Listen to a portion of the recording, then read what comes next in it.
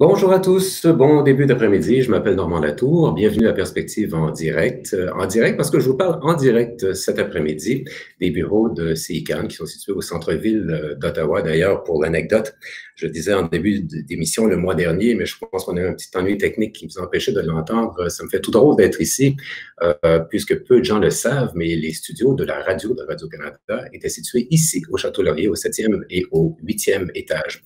Alors, inutile de vous dire que j'ai sillonné et arpenté ces couloirs pendant au moins 15 ans, peut-être même 20 ans. Alors, permettez-moi tout de suite de souligner l'apport de nos commanditaires, grâce à qui la présentation de cette édition de Perspective en direct est possible. Avis Budget, BGIS, Field Effect et l'ATD, qui soutiennent nos activités en vous présentant Perspective en direct dans les deux langues officielles du pays. Dans quelques instants, je retrouverai le co-animateur de la journée, mon co-animateur aujourd'hui, John Halpin, directeur général du Cégep John Abbott College, situé à Montréal, bien sûr, entouré de ses invités, le docteur Mélissa Généreux, docteur Généreux, médecin spécialiste en santé publique et prévention, professeur agrégé à l'Université de Sherbrooke, auteur d'une importante étude dont on a parlé, souvenez-vous, vous l'avez peut-être vu à l'émission, tout le monde en parle il y a de cela quelques semaines, et David Ipyam, David est directeur de l'éducation du développement de carrière à l'Université York de Toronto. Pour vous présenter notre émission, on utilise une plateforme qui s'appelle Slido. C'est un outil web extrêmement bien fait qui vous permet d'intervenir directement dans l'émission. Je vous explique un peu comment ça fonctionne. Pour y arriver, vous devez tout simplement réduire la fenêtre de votre écran et vous devriez voir apparaître à ma gauche, donc en haut à droite de votre écran, un espace où vous pourrez écrire vos propres commentaires, écrire vos questions également. Et présentement, voir la question que nous vous posons, c'est un sondage maison, si vous voulez. Et la question est la suivante. Quel pourcentage, à votre avis, de jeunes Canadiens indiquent que leur santé mentale a été affectée négativement par la COVID-19? Est-ce 36 70 ou encore 63 Je vous invite à y répondre maintenant. Pour nous présenter le thème de notre émission aujourd'hui, nous allons tout de suite retrouver Denise Amio qui nous parle en direct de chez elle, présidente directrice générale de Collège et Institut Canada. Bonjour Denise. Ça va très bien, merci. Ça me fait tout drôle d'être ici aujourd'hui, mais ça me fait vraiment plaisir. C'est super.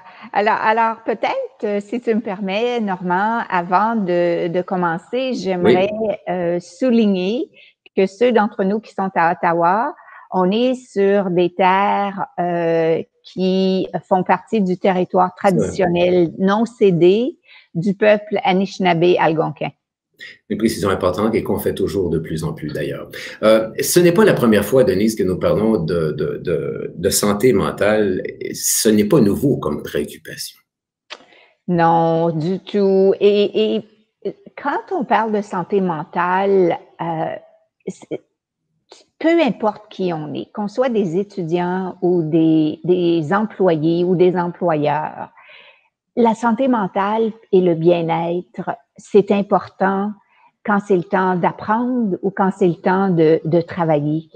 Et quand on parle de santé mentale, ça tient compte d'un ensemble de facteurs de santé, que ce soit la santé physique, émotionnelle, sociale, spirituelle. Alors, c'est très, très important.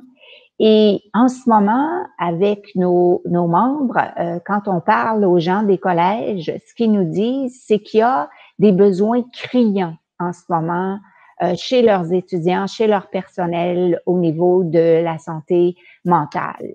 Et ils font beaucoup, beaucoup de choses.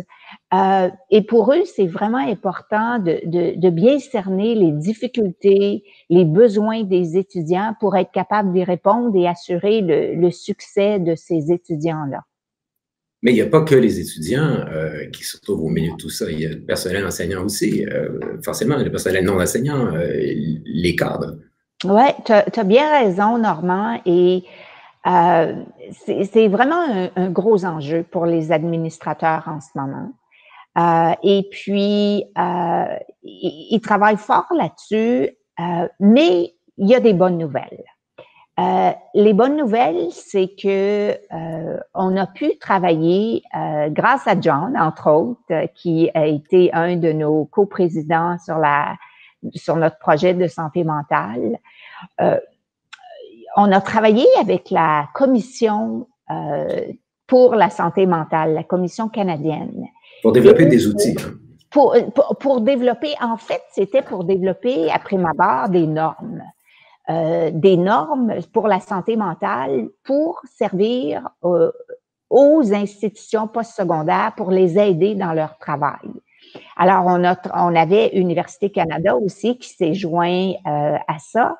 Et vraiment, la norme, c'est vraiment un ajout positif au large éventail d'outils. Et ce qui est intéressant, c'est que la Commission a également produit une trousse d'outils de démarrage pour ceux qui veulent commencer. Alors, on va s'assurer que les gens peuvent voir la référence à cette trousse-là. Alors, ça permet de dépanner en quelque sorte les institutions postsecondaires. Puis, on a aussi, comme on sait, le gouvernement fédéral qui a développé une app qui peut être utilisée tant par le personnel enseignant, les administrateurs, les étudiants. C'est tout à fait anonyme, si on veut.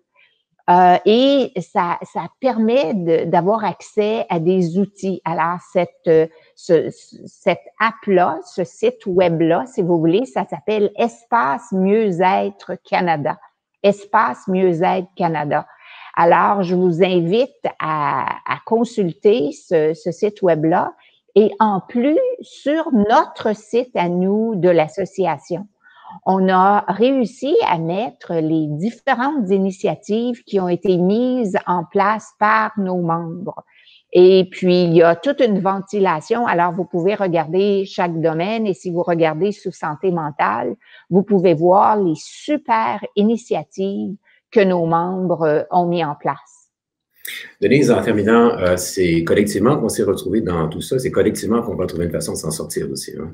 Oui, tu as raison, parce que c'est ensemble qu'on peut améliorer finalement la vie de nos étudiants, de nos employés, puis des communautés dans lesquelles on travaille ou dans lesquelles on vit. Et puis en faisant ça, bien, on peut assurer finalement le bien-être collectif des Canadiens puis des Canadiennes. On s'arrête là-dessus, Denise. On va se retrouver en toute fin d'émission.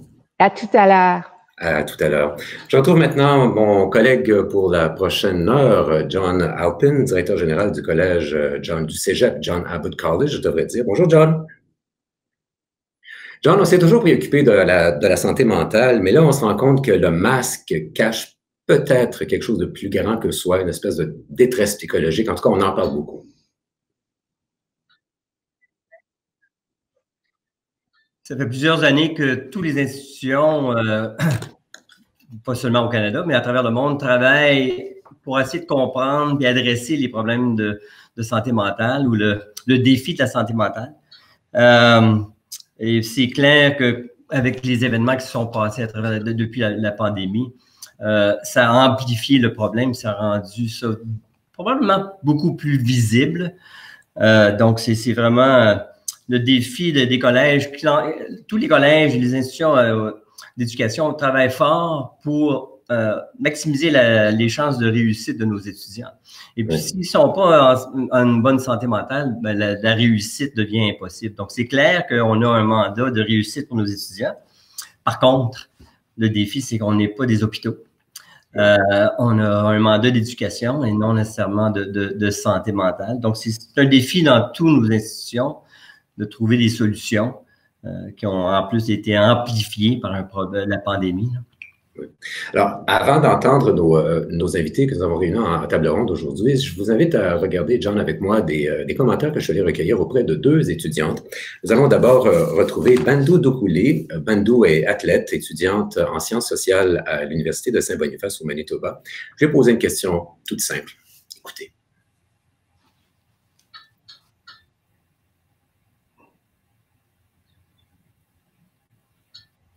Comment allez-vous? Je dirais que c'est des temps très intéressants, difficiles. J'ai beaucoup de choses à m'ajuster. Par exemple, je suis toujours à la maison. Par contre, quand je faisais l'école en personne, je m'habituais à utiliser là, à parler avec mes amis. Je dirais à peine que je vivais pratiquement sur l'école. Et maintenant, je sors à peine. C'est difficile? Oui, tout le monde est à la maison. C'est très bruyant chez moi. C'est quelque chose que je suis pas complètement ajustée parce que j'ai besoin du silence pour travailler et j'ai pas vraiment un espace personnel où je peux m'en aller comme dans un coin personnel parce que c'est très ouvert et tout le monde est là en même temps. Alors, visiblement, il y a un stress autour de vous. La situation est délicate. Est-ce que vous sentez que l'établissement scolaire où vous êtes se préoccupe de votre état de santé? Je dirais que oui. Avant que l'année scolaire a commencé, ils ont envoyé des courriels en disant que il y a des soutiens en ligne que nous avons accès à. Par exemple, nous avons un groupe de conseillères et conseillers que nous pouvons toujours avoir accès. Si nous avons des problèmes, on peut juste envoyer un courriel et ils vont nous répondre. Moi, spécifiquement, je suis sur l'équipe de volleyball, donc je dirais que j'ai un soutien extra parce que je peux parler à les autres joueuses de l'équipe ainsi que mes entraîneurs et mon coordinateur de sport. Est-ce que vous êtes, on va terminer là-dessus, est-ce que vous êtes inquiète ou plutôt positive face à ce qui s'en vient, face à l'avenir? Oui, au début, j'étais positive, mais maintenant que l'école a commencé, j'ai toutes ces choses en même temps et je dois m'organiser davantage de, tu sais, compléter tous mes travaux et je dirais que cela me rend un peu plus négatif. Spécialement maintenant au Manitoba, on a des cas qui, c'est incroyable. Si on regarde au cas de août jusqu'à maintenant, en novembre, c'est incroyable. Il y en a bien trop et cela me rend très comme, je sais pas qu'est-ce qu'on fait. On fait pas assez, honnêtement. Bendou, merci beaucoup. Bonne chance pour la suite des choses. Merci beaucoup.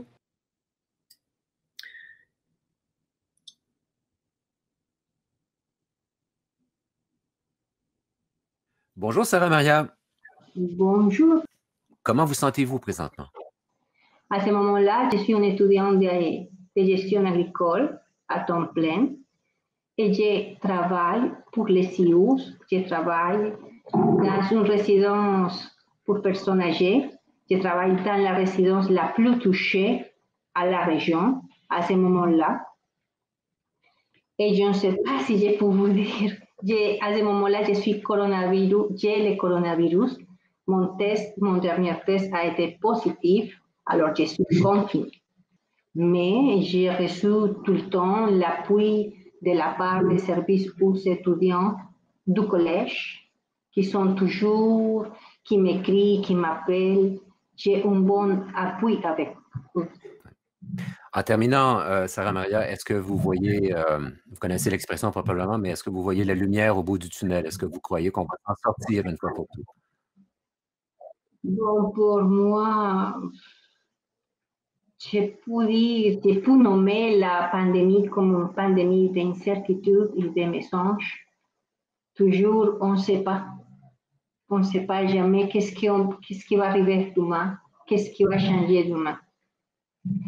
Pour moi, oui, j'imagine qu'il y a une lumière au fond du tunnel. Il doit l'avoir, mais je la vois éloignée, vraiment éloignée. Oui. Merci beaucoup, Sarah Maria. Merci mille fois. À vous, au revoir. Et Bendou Doukouli, qui étaient nos deux intervenantes, et à la réponse au sondage, à la question sondage que nous vous posions tantôt, quel pourcentage de jeunes Canadiens ont indiqué être affectés négativement par la COVID-19? Ça ne sera pas une surprise, John, c'est 70%. C'est beaucoup. Oui, c'est clair que il y a plusieurs sondages que les institutions font. Il y a des sondages un petit peu partout de ce temps-ci. C'est dépendant de la façon que la question est posée. C'est clair que ça peut varier de 40 à 70%. Ça ne me surprend pas. Ça dépend. Si on dit est-ce que on a des problèmes de gestion de notre santé mentale, je dirais que ce soit nos étudiants ou la population au complet, la pandémie cause des dommages. Ouais. Et puis la situation qu'on a vue de Sarah et Bendou, je pense que c'est deux exemples qu'on voit dans toutes nos institutions. Ils ont des problèmes de distraction à la maison qui rendent ça plus difficile pour eux de contrôler. John, je vous laisse nous présenter vos invités. Parfait, pas de problème. Donc, on a deux conférenciers aujourd'hui. Je vais commencer avec la docteure Mélissa Généreux, qui nous vient, les médecins spécialisés et aussi chercheuse et enseignante, professeure agrégée à l'Université de Sherbrooke. Donc, bienvenue Mélissa. Merci. Et aussi, on a David Young, qui nous vient de l'Université York, il est directeur de l'éducation et du développement de carrière. Il aussi fait plusieurs du support dans le leadership et le coaching et la gestion du changement. Bienvenue, David. Merci, John. Donc, peut-être pour commencer notre discussion, simplement pour Mélissa et David, je vais commencer avec Mélissa. Comment tu réagis aux commentaires de nos étudiants? Ça m'a extrêmement touchée. Je suis encore en train de digérer les images et les paroles qui nous ont été présentées. D'un côté, c'est toujours touchant de voir qu'au-delà des statistiques, il y a vraiment des jeunes Canadiens d'Est en Ouest qui sont carrément affectés par la situation actuelle. Et on l'a bien dit, on sait que cette situation-là, la santé mentale était déjà un défi nommé haut et fort avant même la pandémie. Donc, c'est un peu pas surprenant de voir qu'en ce moment, la situation s'empire et c'est tout à fait corrélé là, avec les résultats de notre étude qu'on a conduite, dont je pourrais glisser un mot un petit peu plus tard tantôt. Merci. Puis, David, comment tu vois ça de ton bord? Oui, j'aimerais juste commencer par reconnaître le fait que la santé mentale, vous savez, le bien-être sont des sujets complexes et personnels et c'est un privilège pour en discuter avec vous aujourd'hui. Et j'aimerais vraiment souligner le point que Dr. Mélissa vient de faire, que pour moi aussi, la santé mentale et le bien-être ont toujours été les plus grands défis auxquels font face nos étudiants. Je me rappelle lorsque j'étais directeur aux affaires étudiantes au campus Glendon, j'étais un premier intervenant et gestionnaire de cas pour de multiples étudiants qui faisaient face à des multiples défis complexes liés à la santé mentale et au bien-être. Donc, je suis content qu'on en discute aujourd'hui. Puis peut-être pour commencer la discussion, il faut peut-être parler de chiffres un peu pour quantifier peut-être l'ampleur du problème. Je sais que Mélissa elle a beaucoup de chiffres, mais donc je vais commencer avec David pour dire, regarde, David, comment tu vois l'ampleur du problème, et puis Mélissa rajoutera des chiffres. C'est gentil de votre part, John, parce que j'ai que 3 chiffres importants à partager. Mais donc c'est juste pour souligner qu'il est vrai que la pandémie de COVID-19 a amplifié les problèmes, je crois qu'on l'a souligné plus tôt, mais que l'expérience postsecondaire était déjà très angoissante. Tel que mentionné dans la norme nationale, on sait que 3 maladies mentales sur 4 sont initialement diagnostiquées entre l'âge de 16 et 24 ans. Ce groupe d'âge représente la majorité de la population qui fréquente nos établissements postsecondaires. Et selon l'enquête du National College Health Assessment en 2019, donc avant la pandémie, déjà plus de 60% des étudiants ont affirmé avoir ressenti un stress supérieur à la moyenne ou énorme au cours de la dernière année. Et déjà en 2019, près de 90% ont dit s'être sentis dépassés à un moment ou à un autre. Et environ 16% ont sérieusement songé au suicide et près de 3% ont fait une tentative de suicide au cours de la dernière année. Donc, c'est très sérieux et de là vient l'importance d'adresser les risques psychosociaux et pas seulement les risques physiologiques du virus pendant la pandémie. Je crois que Mélissa a fait de la recherche plus récente. Donc, pour passer le flambeau à Mélissa, peut-être que tu veux partager les données que tu as récemment acquises. Bien, en partant, je veux juste mentionner que la conclusion à laquelle David arrive et probablement la plupart d'entre nous est exactement la même avec nos données. Donc, nos données, il faut savoir que c'est une étude qui est internationale, dont évidemment le Canada, mais on a triché en septembre. On a aussi fait, si on veut, un suréchantillonnage cette fois-ci au Québec parce que ça a été payé par les directions de santé publique de différentes régions ici au Québec. Et là, en ce moment même, on est en train de refaire l'enquête à la fois internationale et le suréchantillonnage québécois. Donc, on a plusieurs données. Ce que je peux vous dire, ce qui est le plus intéressant, c'est ce qu'on a mesuré dernièrement, donc en septembre. Et on visait pas nécessairement seulement les jeunes adultes. En fait, on visait tous les adultes de 18 ans et plus, vraiment représentatifs de la population québécoise et canadienne. Et c'était pas nécessairement une hypothèse de départ à savoir que les jeunes, les 18-24 ans, allaient être aussi affectés, mais c'est vraiment ce qu'on a observé. Donc, premier constat, c'est que l'ensemble de la population adulte est lourdement affectée, bien plus que ce qu'elle aurait pu être avant même la pandémie, alors que, comme on disait, c'était déjà un problème de santé publique majeur, là, la santé mentale, ou plutôt les problèmes de santé mentale. Mais chez les 18 à 24 ans, à l'échelle du Québec, et c'est sensiblement la même chose à l'échelle du Canada, on a constaté que ce sont 37% d'entre eux qui déclarent avoir des symptômes qui sont compatibles soit avec un trouble d'anxiété généralisée ou avec une dépression majeure. Donc là, on n'est pas dans la subjectivité de ma santé mentale a été affectée, qui évidemment touche un plus grand nombre d'étudiants ou de jeunes adultes, mais vraiment de jeunes qui, s'ils étaient évalués par un médecin avec les symptômes qu'ils nous ont rapportés, pourraient très bien obtenir un diagnostic de trouble d'anxiété ou de dépression majeure. Donc, c'est vraiment très, très élevé, là. Cette proportion-là est davantage autour de 10%, peut-être 15% tout au plus en contexte normal pré-pandémie. En fait, la normalité n'existera plus après la pandémie, bien malheureusement, mais la problématique, elle est vraiment bel et bien présente. Et même son de cloche pour les idées suicidaires, là, on a un peu plus du quart de nos 18 à 24 ans qui nous ont dit au cours des 2 dernières semaines avoir pensé qu'ils seraient mieux morts ou avoir pensé à se faire du mal d'une manière ou d'une autre. Donc, c'est 1% pour moi, c'est trop élevé. Donc, imaginez 27%, c'est hors de l'entendement. Donc, si on pousse un petit peu de ce côté-là, Mélissa, puis je pense que c'est important dans le contexte qu'on on a fait des sondages envers nos étudiants. À mon collège en particulier, au printemps, on a fait un sondage, puis on voyait que à peu près 40% de nos étudiants disaient qu'il y avait de la difficulté à gérer leur stress ou il y avait de l'anxiété. On refait depuis quelques semaines, on a appelé tous nos étudiants de première année pour voir comment ils allaient. Donc, c'est un sondage au téléphone. Ce qui est différent, par contre, dans ce sondage-là, on leur demandait, ceux qui disaient qu'ils avaient de la difficulté à gérer leur stress, on leur demandait, est-ce que vous souhaitez qu'on vous mette en contact avec un de nos psychologues ou les travailleurs sociaux?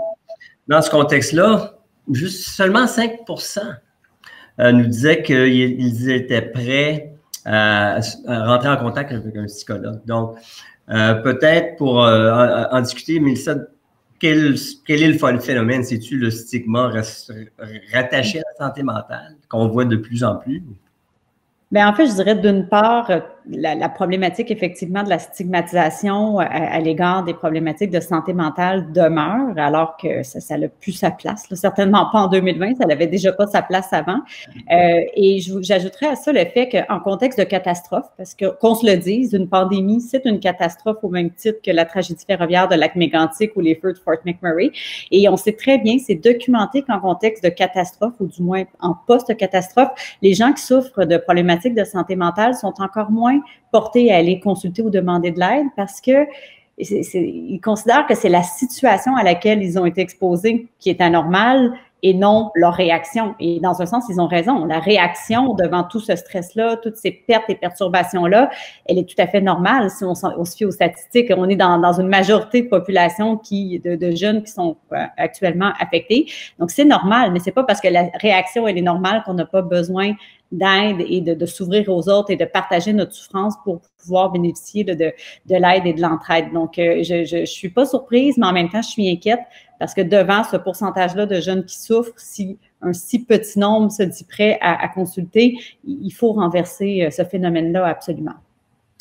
Et puis, peut-être pour passer à David, je vois qu'il a levé la main, donc vas-y, David. C'est très, très intéressant. Et pour ajouter un autre angle, ce que j'entends de la part de certains étudiants, c'est que si je consulte, je prendrai la place de quelqu'un d'autre qui aurait besoin de ce service plus que moi. Donc, c'est quelque chose que j'entends assez souvent. C'est quelque chose, je ne sais pas si vous avez vu ça dans la recherche, mais c'est quelque chose que j'entends souvent. On ne l'a pas posé cette question-là, mais c'est un excellent point. En fait, je pense qu'à chaque fois qu'on répète l'enquête, on voudrait élargir la portée de nos questions, mais avec toujours un souci de demeurer concis. Mais ce que vous dites est fort intéressant. Là, je ne l'avais pas exploré cet angle-là. Et tantôt, j'ai oublié de le dire. En fait, c'est un peu encore confidentiel, mais on est en toute intimité. On est actuellement en train de, comme je disais, de collecter la phase 2 de notre enquête. Donc, ce matin, en fait, dans les minutes précédentes cette rencontre-ci, je suis allée voir une petite mise à jour et on a à peu près la moitié de nos échantillons qui sont complétés. Et sans vouloir brûler le punch, je peux vous confirmer que chez les jeunes adultes, là, au moment où on se parle, la collecte était hier, aujourd'hui, demain, la proportion de jeunes affectés semble plus élevée que ce qu'on a mesuré en septembre, qui était déjà beaucoup trop élevé. Donc, je ne peux pas m'arrêter sur un chiffre précis, mais ça pourrait être près de la moitié des 18-24 ans en ce moment qui rapportent des symptômes compatibles avec un trouble anxieux ou dépressif. Pour renforcer le message, je ne veux pas vous déprimer davantage avec ça, mais c'est notre réalité. Oui, c'est clair que l'ampleur du problème est énorme et puis amplifiée par la pandémie. Et donc, peut-être qu'on peut toucher, je sais qu'on veut j'aimerais aller rapidement à des solutions possibles, mais peut-être avant de parler des solutions, faut peut-être cibler les causes. D'après vous, je vais commencer avec David. Ça fait 9 mois de pandémie, on ne voit pas nécessairement la lumière encore au bout du tunnel. Quelles sont les causes majeures de cette augmentation importante? Je pense qu'on a toutes des idées, mais ce serait intéressant de vous entendre. OK, merci John. Donc, excellente question. Donc, parlons des causes liées aux aspects de la vie étudiante qui causaient déjà beaucoup de stress pour nos étudiants. Donc, je vais juste toucher sur 4 facteurs qui stressaient les étudiants le plus en 2019, selon l'enquête. Le premier facteur de stress associé à la vie étudiante s'agit des demandes académiques, c'est-à-dire les lourdes charges de travail, la pression pour réussir et d'autres. Donc, depuis les 9 derniers mois, comme vous avez dit, John, on ajoute à ce défi majeur la transition à l'apprentissage à distance, ainsi que l'isolement et le manque de contact humain. Je crois que Bendu avait touché sur ça. Alors là, on arrive aussi avec le sentiment d'isolement, qui est une préoccupation majeure pour moi, parce que déjà en 2019, 70% des répondants étudiants ont dit s'être sentis très seuls. Donc, imaginez maintenant dans notre contexte. Donc, c'est particulièrement plus compliqué quand je pense pour ceux et celles qui débutent peut-être la première année d'études, qui n'ont peut-être pas du tout un repère au post-secondaire, surtout les étudiants de première génération universitaire ou collégiale. Et je crois que cela peut être très déstabilisant pour eux. Le deuxième facteur, c'était relié aux questions de carrière, l'inconnu, qui suis-je, le bien-être spirituel, sa raison d'être. Et je crois que la COVID-19 provoque des incertitudes et des inquiétudes additionnelles, comme l'a mentionné Sarah Maria. Par exemple, ce qu'on entend à notre centre des carrières, les étudiants nous disent que oui, ils ont des projets, ils ont des rêves, mais c'est infiniment plus angoissant d'y réfléchir sur une période où les règles changent d'un mois à l'autre. Et certains étudiants nous disent que la vie semble être en suspens. Le troisième facteur de stress en 2019, c'était les difficultés de sommeil, c'est-à-dire le manque ou bien la mauvaise qualité de sommeil. Donc, même avant la COVID-19, en 2019, la moitié des étudiants ont affirmé avoir senti si déprimés qu'il était difficile de fonctionner. Ici, je fais le lien entre manque de sommeil et difficile de fonctionner, mais avec la COVID-19, je crois que c'est encore plus difficile pour certains étudiants de s'établir un rythme, de rester attentif à son horaire, à son énergie. Je sais que pour moi, c'est le plus difficile. Et finalement, le quatrième facteur dont j'aimerais souligner, c'est les soucis financiers. Et je pense surtout aux étudiants qui font face déjà à des difficultés additionnelles causées par des inégalités raciales ou des inéquités systémiques. Tout cela pour dire que, à mon avis, les causes majeures de cette augmentation importante de problèmes de santé mentale sont les mêmes qu'avant, mais amplifiées par le contexte dans lequel nous vivons. Donc, Mélissa, David nous a donné 4 facteurs. Y en a-tu un sur lequel ou y en a-tu d'autres d'après ta perspective? Bien, super intéressant, David. En fait, je trouve ça intéressant le message comme quoi les stresseurs étaient déjà présents et pour la plupart sont simplement amplifiés. Nous, dans le cadre de notre étude, on a examiné plutôt des stresseurs spécifiques à la pandémie, mais effectivement, certains d'entre eux étaient déjà, si on veut, présents sous une autre forme, donc justement l'isolement, les pertes financières qui, par ailleurs, ont été rapportées plus fréquemment comme étant des stresseurs par les jeunes adultes de 18-24 ans en opposition aux adultes plus âgés. Et pourtant, nos 70 ans et plus, par exemple, ont quand même été fortement isolés. On leur a carrément demandé de ne pas sortir de la maison pendant plusieurs mois, mais ils se sont quand même dit, et ils ont quand même été moins nombreux à dénoncer l'isolement ou des pertes encourues en lien avec l'isolement comme étant un facteur là, stresseur. Donc, tout est une question vraiment de perception, mais j'ai l'impression que pour les jeunes, les 18-24 ans, l'effort qu'on leur demande en matière de contrôle de la transmission du virus est vraiment perçu comme étant plus important. Donc, il y a beaucoup plus de perturbations, beaucoup plus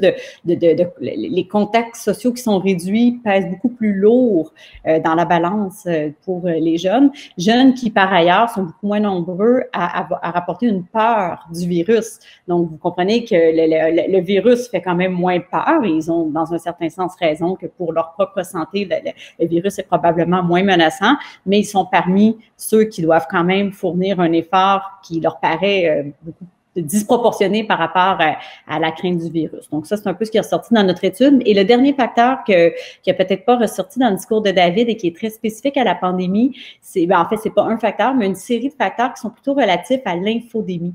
Donc, on parle beaucoup de pandémie, et qui est vraiment la transmission non contrôlée du coronavirus. Mais parallèlement à ça, et c'est bien documenté pour toute forme de pandémie ou d'épidémie à large échelle, il y a l'infodémie qui est l'épidémie d'information qui accompagne inévitablement ce type de catastrophe-là.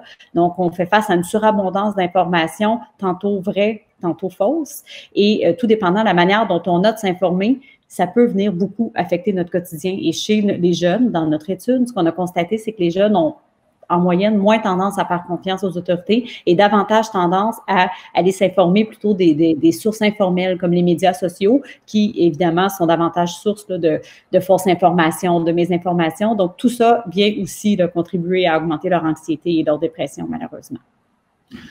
Donc, je vais mettre mon chapeau de gestionnaire d'institution pour dire, là, je pense qu'on a quantifié le problème et les grandes causes. Pour en venir à des solutions possibles. Puis parlons du court terme en premier parce que le long terme est encore plus difficile. Mais si on regarde dans le court terme, on a en principe un problème qui a été amplifié par la réalité virtuelle auquel nos étudiants sont exposés. Comme Mélissa a dit, l'infodémie, c'est un beau terme que j'avais pas encore rencontré. Et puis, de l'autre côté, le fait ils passent leur journée sur leur ordinateur. Il y a un isolement de ce côté-là. Donc, comment est-ce qu'on trouve des solutions virtuelles à un problème qui a été causé ou qui est amplifié par le virtuel? La question. Comment c'est, Mélissa?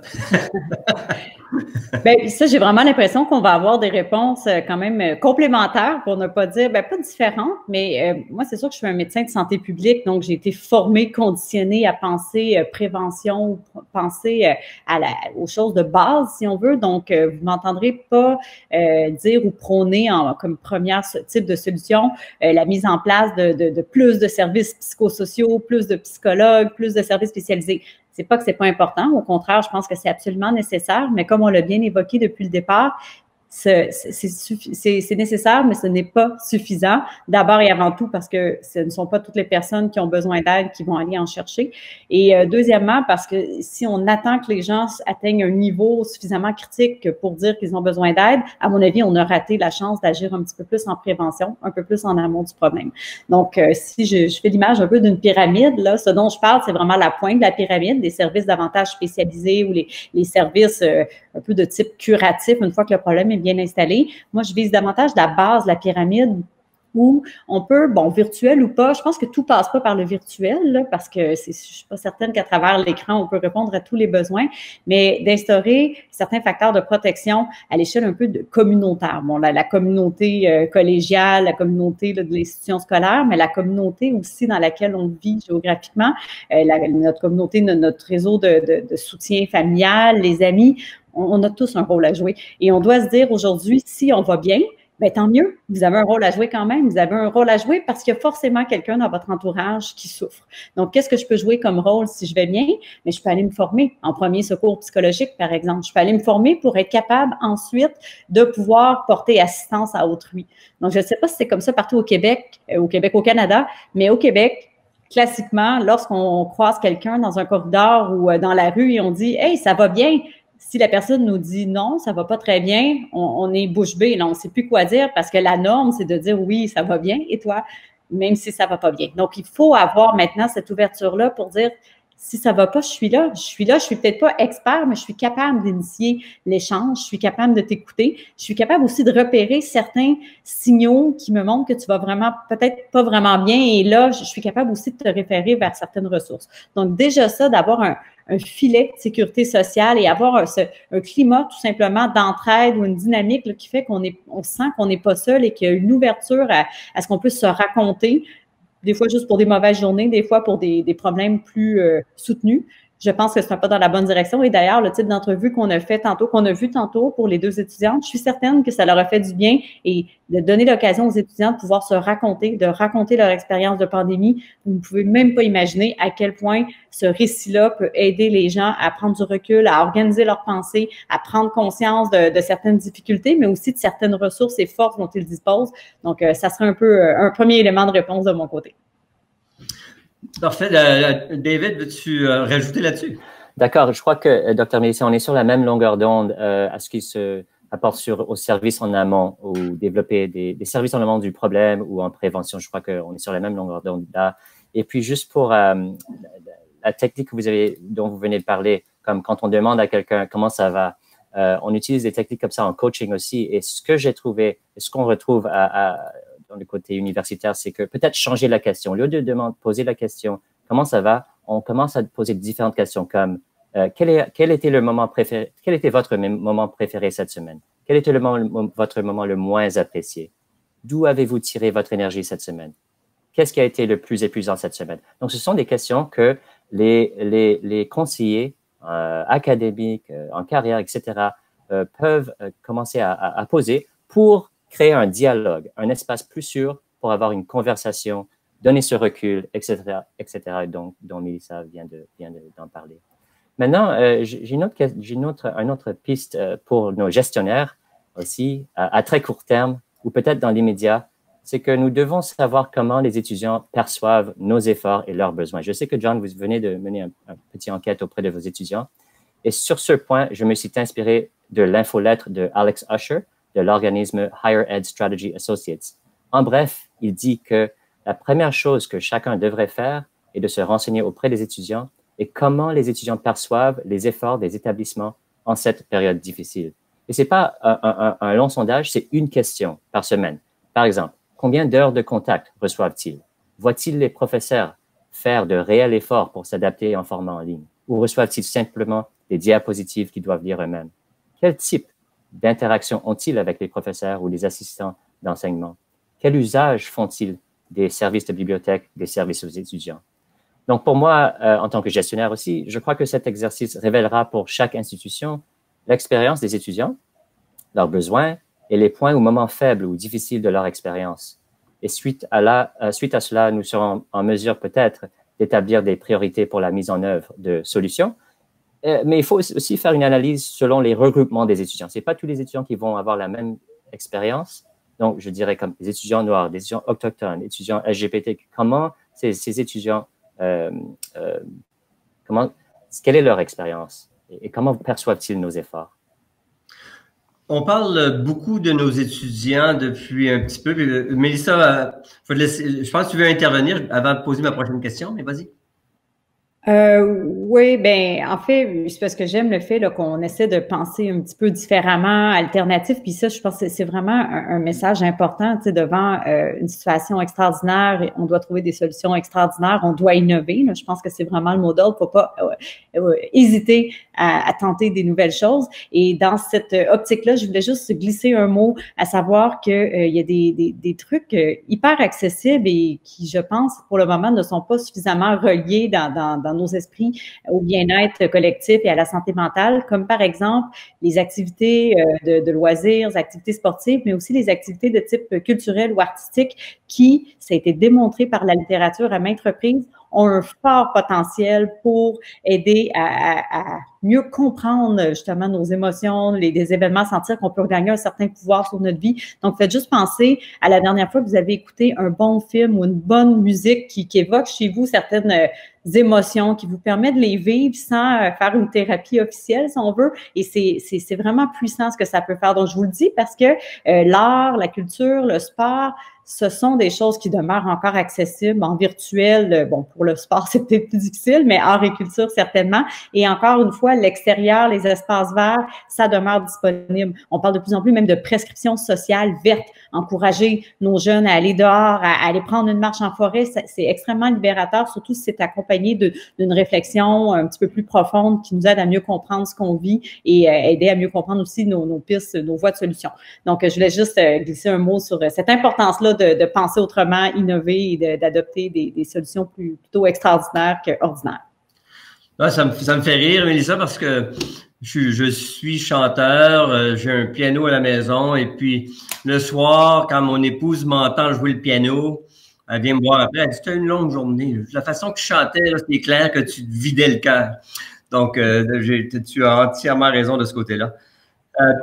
Par contre, pour finir peut-être dans notre discussion, on a parlé beaucoup de nos étudiants. C'est clairement la priorité pour nos institutions. Mais on a quand même plusieurs employés qui travaillent dans nos institutions. Y a-t-il, d'après ce qu'on a dit, d'autres éléments qu'on peut rajouter pour nos employés, ou y a-t-il une différence qu'il faut penser dans le contexte de nos employés? Puis peut-être on va commencer avec Mélissa. Ah, OK. Premièrement, c'est excessivement important de ne pas oublier les adultes qui sont là aussi, premièrement pour leur propre bien-être, parce qu'on a à cœur le bien-être de l'ensemble de la communauté collégiale ou communauté géographique, là, mais aussi parce qu'ils ont un rôle vraiment significatif pour soutenir aussi le bien-être et la santé mentale des jeunes. Donc ça, je pense que c'est dans les stratégies, c'est vraiment important de l'avoir en gros plan. Et pour les adultes, il y a plusieurs des éléments qu'on a mentionnés dans la façon d'approcher, comme David disait, et dans la formation en premier secours psychologique, dans le rôle des arts et culture, tout ça, à mon avis, s'applique tout à fait aux adultes également. Sinon, je vous dirais que de ce qu'on essaie de plus en plus d'instaurer également, c'est des groupes de pairs aidants. Donc, ça peut être vraiment intéressant. Un groupe de pairs aidants, peer support. L'idée derrière, c'est de mettre en commun des gens qui ont vécu une expérience similaire de par leur fonction. Donc, on peut penser que le corps professoral d'une institution, par exemple, ont vécu de par leur profession, des choses relativement similaires en lien avec la pandémie. Et c'est de les amener à partager ça entre groupes, toujours avec l'esprit un peu d'empowerment, de leur donner un certain pouvoir, puis le tout dans un climat de bienveillance complet, une sécurité psychologique qu'on instaure, un lieu où c'est totalement confidentiel. On n'est pas là pour... c'est pas à des fins de revendication, mais plutôt à des fins d'entraide, d'écoute, de partage et d'un peu de co-construction, d'une vision commune qui nous aide après ça à sentir qu'on n'est pas seul pour faire face aux défis qui nous attendent. Donc, encore une fois, c'est des choses à coût minime, pour ne pas dire coût nul, et qui peuvent vraiment faire des petits miracles. David, veux-tu rajouter? Bon, c'est ce qui m'est venu à l'esprit aussi. J'allais parler un peu des pairs aidants dans le contexte des étudiants, mais je crois que ça s'applique exactement aux employés. Et je crois que c'est important parce que c'est seulement en faisant notre travail personnel, disons intérieur, que nous pouvons nous connecter de manière empathique avec les autres. Et dans ce cas, je pense aux membres du corps professoral et puis les employés dans les universités et collèges pour qu'ils puissent se connecter de manière empathique avec nos étudiants. Donc, c'est essentiel de faire le travail. Commencer avec nous. Par soi. Peut-être, on a parlé du court terme. Je pense que vous avez donné des pistes intéressantes, au moins pour les 6, 8 ou 9 mois qu'on a encore à subir la pandémie. Y a-t-il des suggestions que vous avez pour le long terme qui seraient au moins en vue de préparation pour ce long terme-là, pour dire, quand on sort de la pandémie, il va y avoir probablement des défis additionnels. Moi, j'ai l'impression que plusieurs des choses qu'on a dit aujourd'hui, moi, je ne le vois pas comme des actions court terme. En fait, qui peuvent être implantées dès maintenant, qui devraient être implantées dès maintenant, mais qui devraient, à mon avis, rester pendant et après. Et ce genre, par ailleurs, là, ce genre de mesures-là étaient déjà préconisées avant même la pandémie. À mon avis, si on veut renforcer la résilience d'une organisation, d'un groupe, ce sont des facteurs clés qui aident à avoir une résilience qui, évidemment, est beaucoup plus efficace si elle s'est déjà développée avant même une tragédie, une crise ou un événement très stressant, il n'est pas trop tard de la développer pendant. Là, si je prends l'exemple de la tragédie de lac Mégantic, les gens avaient une certaine résilience, mais disons qu'il y a beaucoup d'éléments qui se sont construits très rapidement là, dans les semaines et mois qui ont suivi la tragédie et ça se construit toujours par ailleurs. Donc, pour moi, c'est un processus long terme. On ne doit pas le voir comme un effort de quelques semaines, quelques mois, puis après ça, on va l'avoir, tout va être rentré dans l'ordre parce que c'est pas ce qui va se passer. Si on se fie à la littérature post-catastrophe, les événements très, très stressants pour des groupes ou des collectivités ont des impacts psychosociaux, non seulement sur les mois, mais les années à venir. Donc, oui, toutes ces solutions-là, à mon avis, doivent venir changer la culture, la façon de faire et peut-être la place qu'on laisse en milieu scolaire à la qualité de vie, au bien-être. Si je vous entendais dire tantôt que le milieu scolaire, on n'est pas des hôpitaux. Non, je vois bien, mais tout le monde a à cœur, ça, j'en suis certaine, la qualité de vie, de bien-être des gens qui fréquentent nos institutions. Absolument. David? Oui, et Mélissa avait touché, John, vous avez touché sur l'aspect à long terme. Il faut se préparer et il faut être agile aussi. Donc, à court terme, mais aussi pour le long terme, je crois qu'il faut former les dirigeants, les leaders à la gestion efficace du changement organisationnel. Parce que on va changer, il faut mettre en œuvre des changements. Et donc, cette compétence, la gestion du changement organisationnel, je crois, sera nécessaire pour apporter les changements aux politiques, à la structure, à la technologie et même aux comportements quotidiens qui favoriseront la santé mentale et le bien-être des étudiants aujourd'hui et des employés et des membres du corps professoral aujourd'hui, demain et à venir. Donc, je crois que c'est ça quelque part où on pourrait commencer ces formations. C'est clair qu'on n'a pas toutes les réponses, mais il y a des questions à poser dans le contexte que plusieurs de nos étudiants, même s'ils sont isolés, il y en a qui vont avoir pris goût à la formation à distance. Nos employés aussi, qui vont avoir passé plusieurs mois à travailler de la maison. Le retour, il va y avoir de la résistance peut-être et même un engouement pour dire, regarde, ça fonctionne bien. Par contre, comme vous avez dit, l'interaction humaine est critique dans le contexte de la santé mentale. Donc, il va falloir trouver un nouvel équilibre dans les années à venir, je crois. John et les invités, je ne sais pas si vous m'entendez bien. Parmi les questions que nous avons reçues, vos commentaires ont suscité énormément de réactions. J'ai une question intéressante ici à vous poser. On a parlé de bienveillance tantôt avec le docteur Généreux, mais on parle cette fois je trouve ça très beau, de bienveillance pédagogique. Comment mieux appuyer les enseignants dans leurs interventions où il est fondamental, on comprend pourquoi, d'établir cette relation de soutien et de bienveillance pédagogique. Je ne sais pas à qui poser la question, certainement John, comme responsable d'une institution post-secondaire, si vous avez certainement une réponse, et comme médecin aussi, j'imagine, docteur Généreux. John? C'est clair que si nos employés ne sont pas en santé, c'est difficile pour eux d'aider nos étudiants. Donc, oui.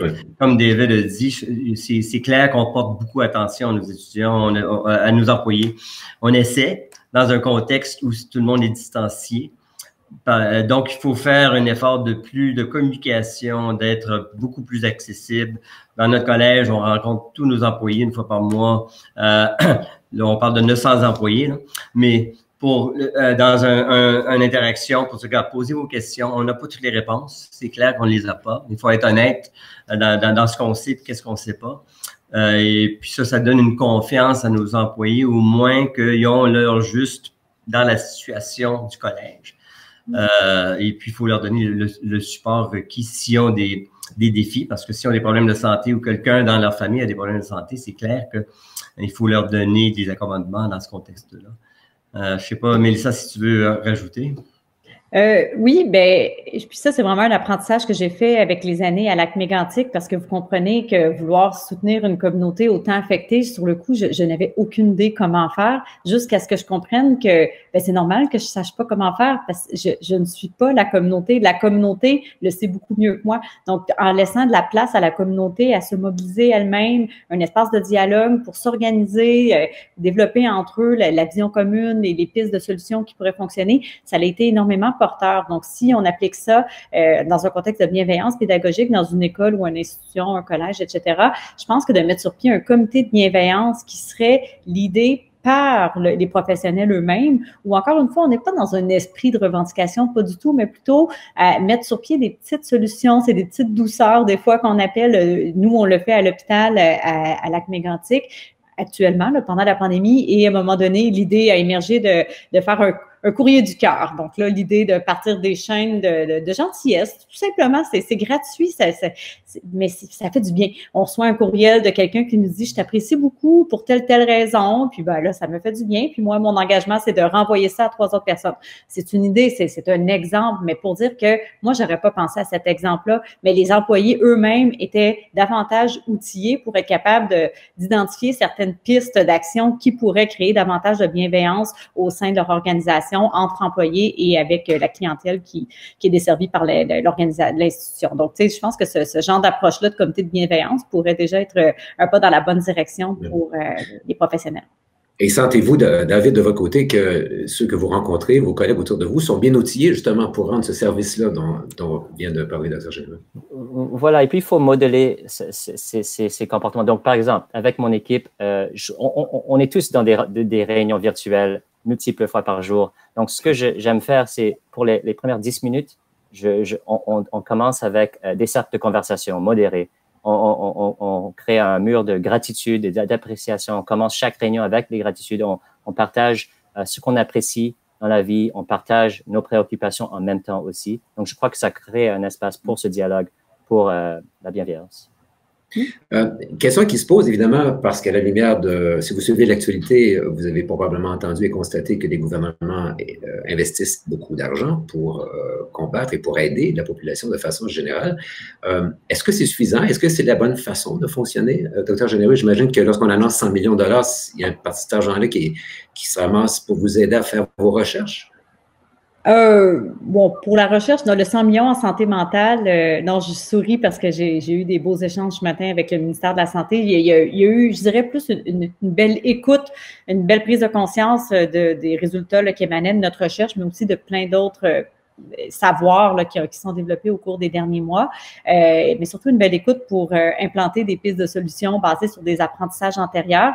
Donc oui, dans le 100 millions, il y a cette idée-là de mettre 19 millions au Québec pour la mise en place d'équipes sentinelles, un peu ce qu'on dit depuis tantôt, des équipes qui vont repérer de façon précoce, qui vont agir en promotion de la santé mentale et en prévention, et ça dans chacun des territoires du Québec. Donc, on parle quand même de 2 personnes à temps plein partout, donc on est vraiment dans cet esprit-là. Et je me dis, ben justement, pourquoi pas, je pense que le prochain défi, c'est justement de le faire aussi à l'échelle des milieux scolaires. Bon, là, ici, on parle de college, mais tu sais, ça peut être aussi université, ça peut être dans les écoles primaires, secondaires, et c'est un autre type de milieu, à mon avis, où il y a vraiment un très grand travail à faire, entre autres parce qu'on voit que le stress et l'anxiété et la dépression sont davantage présents dans ce type de milieu-là.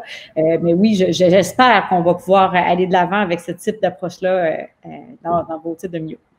John, est-ce que vous vous sentez comme j'allais dire chef d'entreprise, comme directeur, est-ce que vous sentez que vous êtes seul ou que vous sentez cet appui-là? Ben, je pense qu'on sent la reconnaissance qu'il y a un problème. Mais bien souvent, on peut, je vais dire, cracher de l'argent. On peut tirer de l'argent à un problème.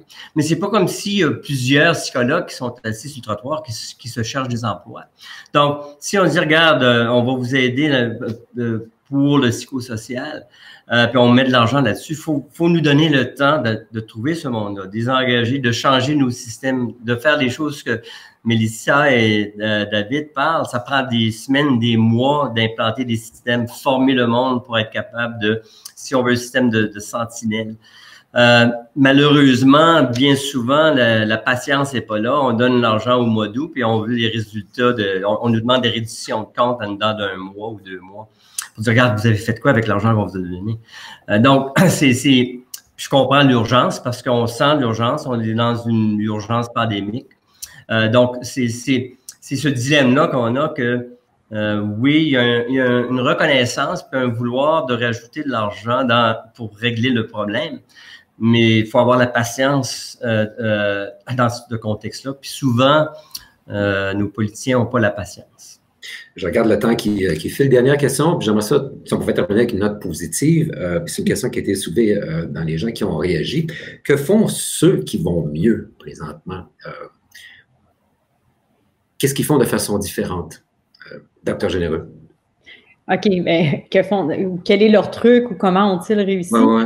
Ben, en fait, la première chose, je pense qu'on ne leur donne pas assez la parole, hein, parce qu'on a souvent tendance à mettre l'accent sur ce qui va mal et on donne la parole, on quantifie plutôt que d'essayer de voir pourquoi certaines personnes vont mieux, vont bien et qu'est-ce qu'ils ont fait. D'ailleurs, nous, on part un projet comme ça dans la région de l'Estrie dans laquelle je pratique, un projet de récit de vie où on veut donner la parole aux gens qui ont un cheminement relativement positif. Ça ne veut pas dire qu'il était positif sur toute la ligne depuis 10 mois, mais des gens qui aujourd'hui sont fiers de nous partager leurs trucs, leurs apprentissages et à des fins de leur repartager à autrui.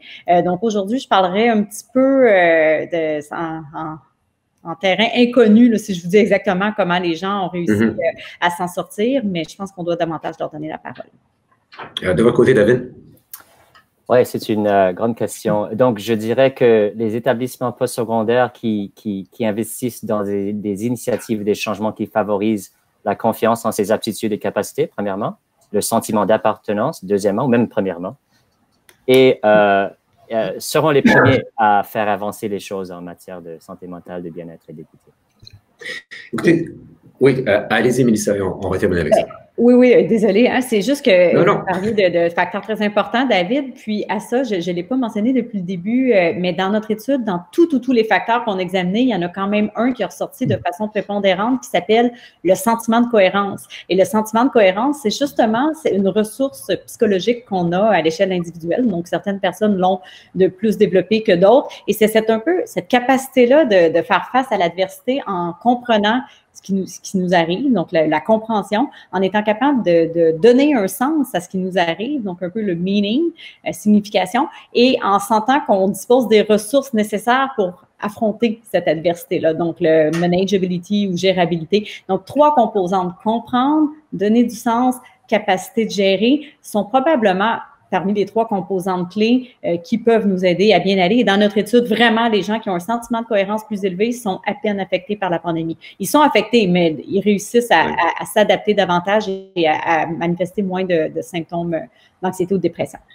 Docteur Mélissa Généreux, je rappelle que vous êtes médecin spécialiste en santé publique et en prévention, professeur agrégé à l'Université de Sherbrooke. Merci 1000 fois de votre participation. David Ebiam, merci aussi, directeur de l'éducation et du développement de carrière à l'Université York de Toronto.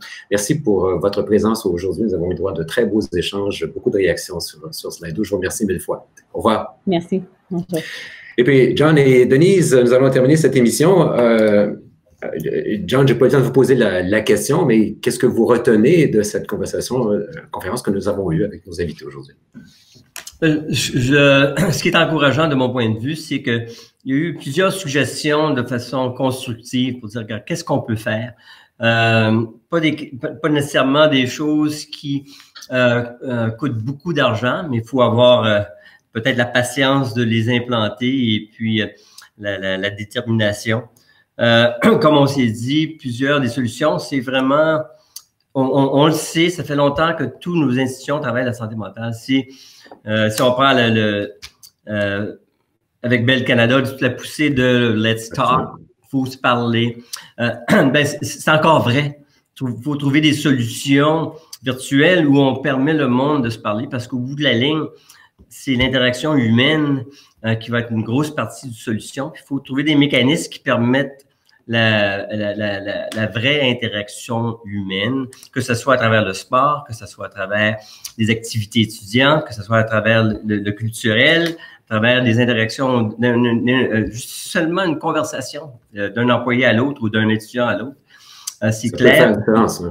C'est les grosses différences qu'on a entendues. Il faut, je pense, responsabiliser nos étudiants aussi parce qu'ils ont tout un rôle à faire. Quand on parle qu'importe le problème, les étudiants voient des choses que c'est pas les gestionnaires qui vont les voir et donc il faut les responsabiliser puis leur apprendre à aider leurs collègues. Parce que c'est pas fini. Denise, le mot de la fin en 30 secondes, s'il vous plaît. Je ne répéterai pas ce que John a dit, des belles pistes, que ce soit au niveau personnel, au niveau des institutions ou encore au niveau des du milieu de travail. Alors, puis j'ai adoré entendre la voix de Sarah et de Bendou. Je pense que ça fait réfléchir et ça nous inspire à aller plus loin puis à aider les gens. Merci beaucoup, Denise. Merci beaucoup, John. C'était un véritable plaisir. Et puis, moi, je vous donne rendez-vous dans un mois pour notre prochain rendez-vous.